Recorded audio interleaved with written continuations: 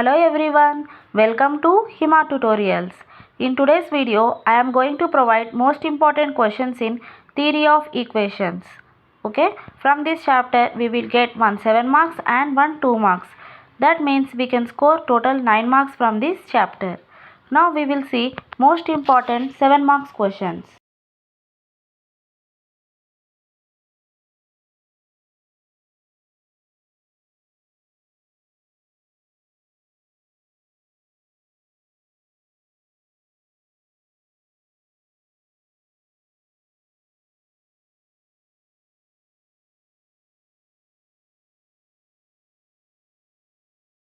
Now we will see most important 2 marks questions.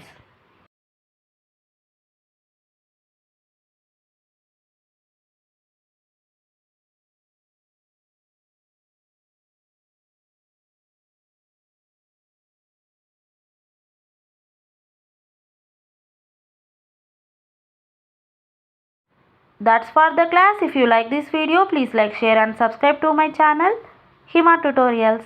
Thank you.